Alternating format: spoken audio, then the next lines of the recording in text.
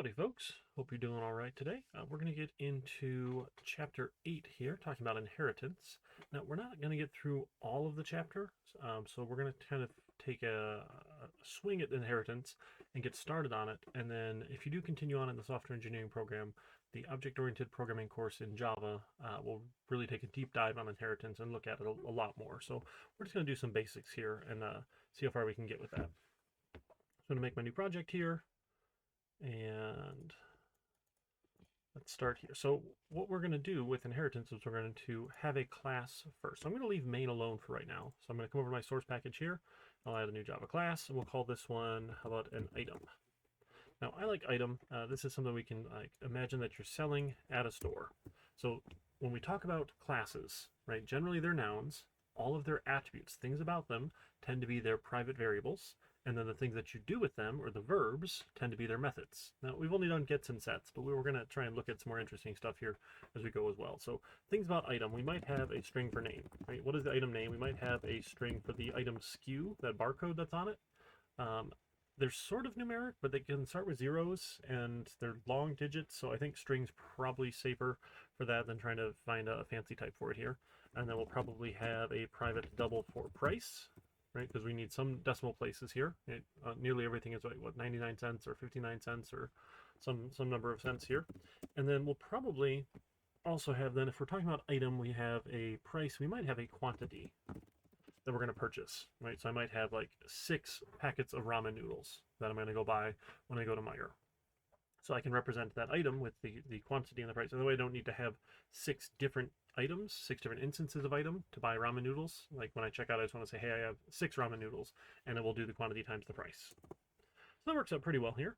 And then we're going to write a constructor. The constructor's job is to give these variables, give these attributes a value. Right? Whether or not we want parameters or arguments or not, that's up to us. So do I want to be able to create an item without name, SKU, price, and quantity? Or do I want to only be able to create an item if I know what the name, SKU, price, and quantity are? Now in this case, I think it makes sense to say let's only make an item if you know these values, because right, it's not a very interesting item if it doesn't have a SKU. So we'll go, and now I'm going to insert code here. So let's generate some code. Let's generate a constructor, and I want all of these values here. So my public item here, remember there's no return types for constructors, there's just public item, matches the name of the class. You give me the values for name, SKU, price, and quantity, and I'll take those values for name, SKU, price, and quantity. Now, in terms of getting all of these values, we definitely want a way to get the values out. So I'm going to generate getters here for all of these. So get all of those ones here, and now I can get the name, get the SKU, get the price, and get the quantity back out. Now, price and quantity probably change, but once you have an item, the SKU is probably not going to change, and the name is probably not going to change either. So I only want to have methods that allow you to change the price and quantity. So when I have set methods, I don't need them for things that shouldn't change. I only need them for things that should change. Say, oh, okay, hey, I want to have a dozen ramen noodles instead. Like, if we all eat ramen for lunch here, we're going through 7 packs in a meal. So, like, even buying a case doesn't last very long if we have ramen more than once a week. So, you know, some people have to buy large packs of ramen here. But I'll add some set methods here. So I don't want set for everything here. I only want setters for price and quantity. Because we can change the price and we can change the quantity. And then the other cool thing that we can do here is as we're changing price, we can do a quick little sanity check. We can say, hey, if price is less than 0, then we're not going to do anything here. So we'll set this price, maybe just leave it at 0. Otherwise, let's take the price that you gave me here. So I need to do a quick sanity check and say, hey, if you tried to give me a negative price, the store is not going to pay you to take this off the shelf. Now, maybe we can set it to 0 and say, hey, we're getting rid of it. We're going to throw it out. You're welcome to just take it as you go here, but we're not going to pay you to take it here. So we can do that. And the same for quantity. We're probably not going to have any negative quantities as well. So we can check and say, hey, if quantity is less than 0, then we'll just set this quantity to 0. Otherwise, right, then we need to set the quantity that you give me here.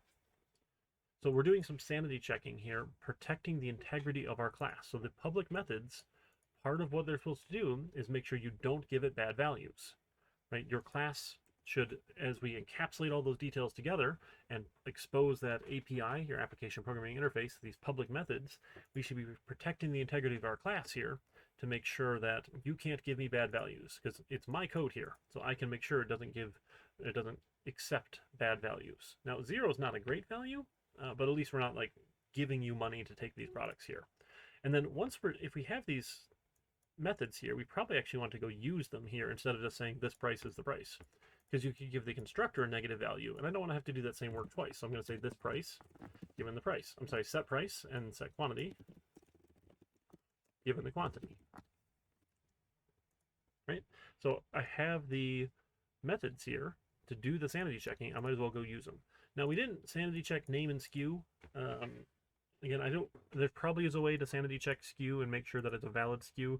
I don't really care at this point. Like, that'd be cool, but it's, kind of beyond us for the example. Then what I want to do, now we're actually going to do some interesting stuff here. I mean, and by interesting, it's a bit of a stretch, but we're going to make a new method. So I'm going to make a method that's going to return a double here for get total price. And the total price then is going to be the price times the quantity. So we can return price times quantity. So I know what the price is, I know what the quantity is, so I can get the total price for this item here as a get total price, which is pretty cool. And so then over in main, now we can actually do something here in main. Let's come down a little bit here. So instead of hello world, I can make an item. So item, let's say coffee equals a new item, and the name is coffee. The SKU, again, I don't really care about the SKUs right now. We don't have any valid ones here. And then the cost, how about $1.99? And the quantity, I want a dozen coffee. Like, I want all the coffee here. Right? Let's order all of it here. And then we could print here the coffee get total price. So the total price of your coffee is that sort of thing. And then we can append in the get total price. Let me even add our $sign. I misspelled coffee. That was embarrassing. We give this a run. And we should see, so $1.99 times 12, $23.88. That sounds about right.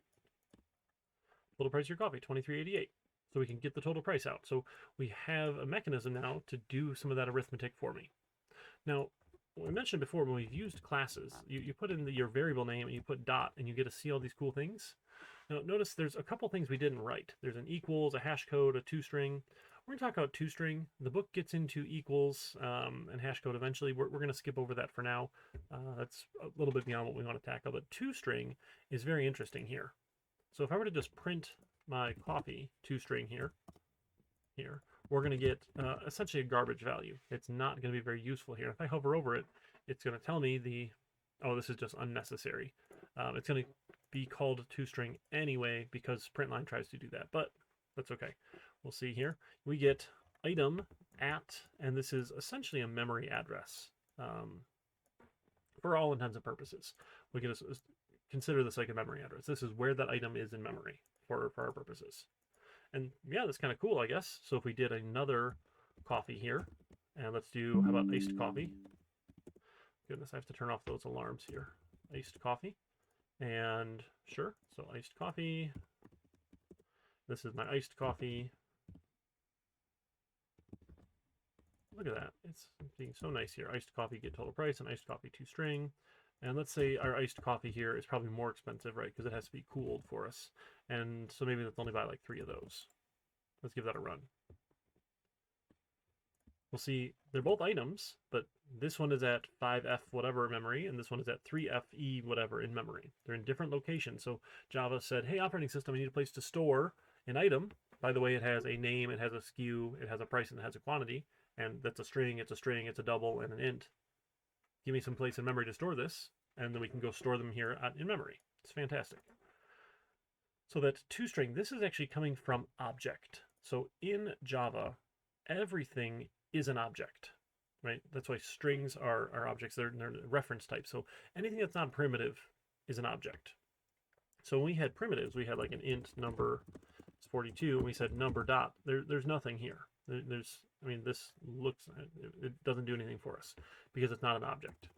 But anything that is a class here eventually is what's known as inherits from object. So we get all of these things from object like toString. That's the built-in toString. It says, hey, this is the name of the class. This is the class name is item, and here's where it is in memory. Not the most useful implementation, but we have a way to represent this as a string so it doesn't crash at least. So now what we're going to do is we're going to talk about inheritance. How can I inherit from item? And what that means is I'm going to create an is-a relationship, sort of like a hierarchy. So we're familiar with this sort of thing. If you remember your biology class, you had kingdom, phylum, class, order, family, genus, species. It's not the kind of thing that should be in my head, but it still is, and I don't know why. But that's sort of a hierarchy. So you have a kingdom that you belong to, and then you have the phylum, and then you have the class, right? And they are organized in this sort of hierarchy here where you belong to the one above. So if your, is our class is Mammalia? Or phylum, I think, or kingdom is Mammalia? I don't even remember here. But mammals, right? We all share certain characteristics, but then we have distinct species that make us different from other mammals. So not all mammals are dogs, but all dogs are mammals. Right? Not all humans, no, not all mammals are human, but all humans are mammals. There we go. We get that right direction here. So inheritance sort of lets us use that sort of shared relationship. So how do we relate to the parent class, right? So what I can do is I don't want to have to rewrite item. And you know, it's not very interesting. It doesn't do a lot of stuff, but I don't want to make a whole new version of item if I want a special kind of item.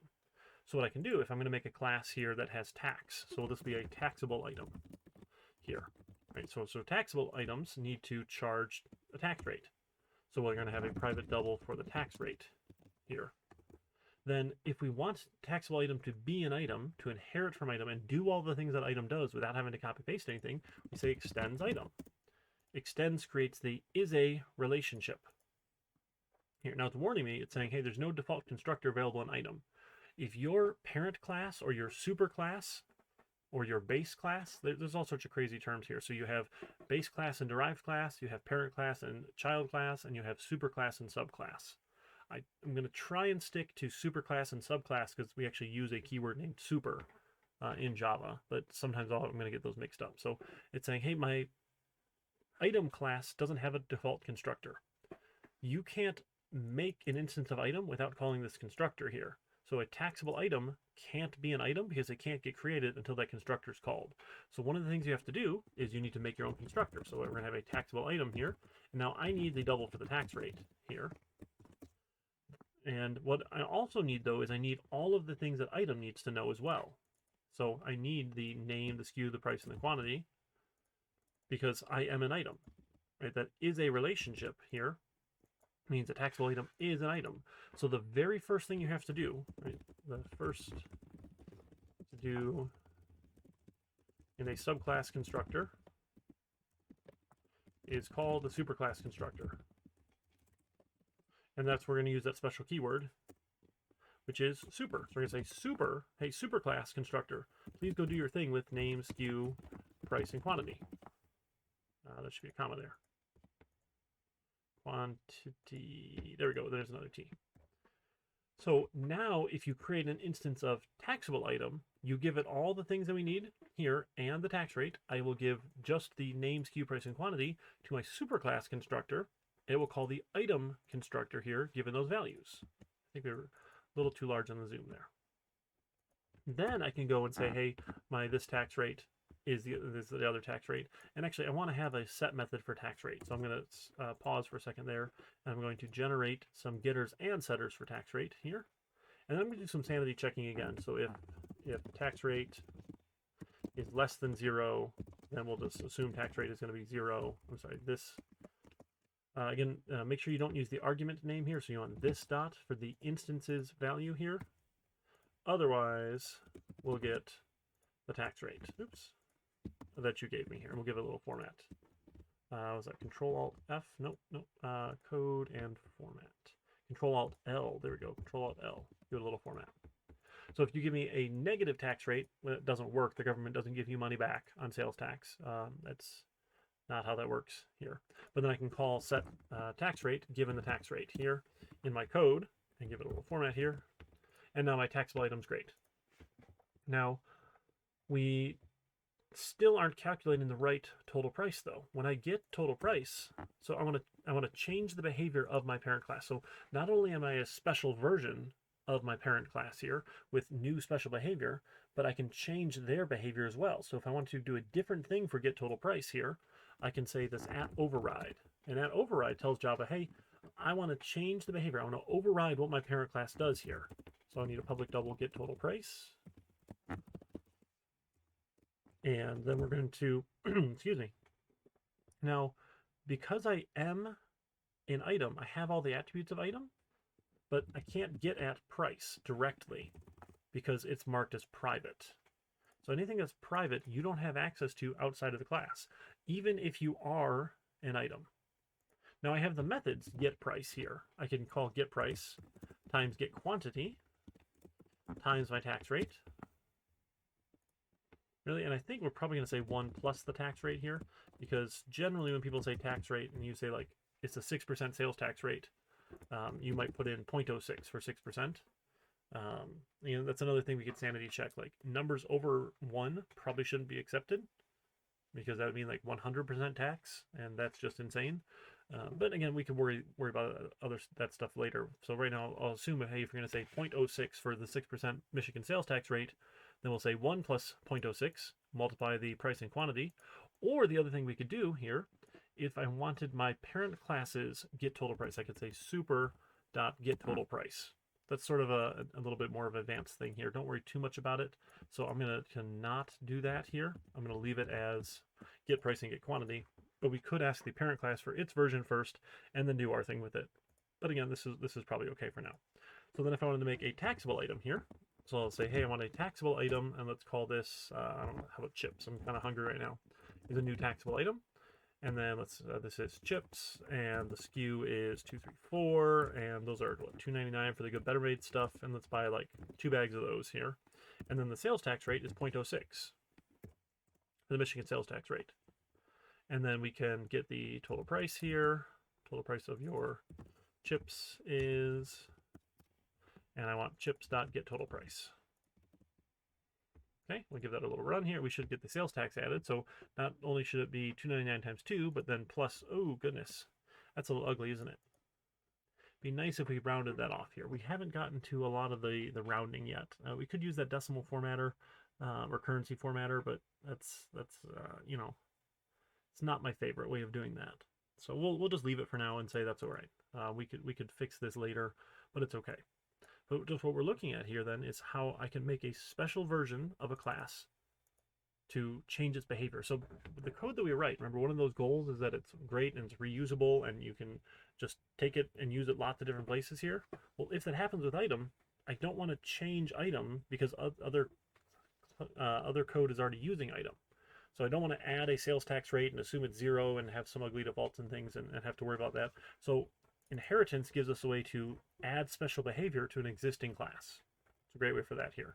And again, it uses that is a relationship here. So taxable item is an item, but item is not a taxable item, right? So item is the superclass, taxable item is the subclass, taxable item is the child class, item is the parent class, item is the base class, taxable item is the derived class, whatever terminology you prefer there, we can do those sorts of things. So, and that's about as far as we need to get on inheritance. So we're not going to do a quiz this week because we're not covering most of the chapter, maybe a good half of the chapter or so. We're not going to get into more of the advanced stuff. We just want to show you that you can extend classes. And now in Java, you can only inherit from a single class. There's other things you can do later on, some other cool things you'll learn in object-oriented programming. But for our purposes, and actually you're only allowed to extend a single class here. We won't get into any of those other cool things you can do. So you can only have one parent class, right? So you can't say, hey, I want to be this and this. Other languages allow that sort of nonsense. It's sort of weird when you do that sort of thing, but for Java, you can only extend one class. And then if you wanted to, you could extend a class that extends a class. We could make a subclass of taxable item if we wanted to. Say like, hey, this is a perishable taxable item, and we would track the date at which this expires. And if it's expired, then we can't sell it, and maybe then the get total price would just be 0. Hey, it's expired, you could have it for free, but the store can't sell it to you.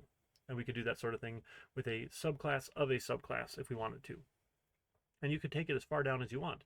And that's actually how the Java API is built itself. So if you go and look up the Java API, Java 8 API here, This site's actually really cool. It gives you everything that it does here in all the packages. So if we just look up, say, like string, there's all sorts of fun stuff here, but string extends object. So it says string extends from object here.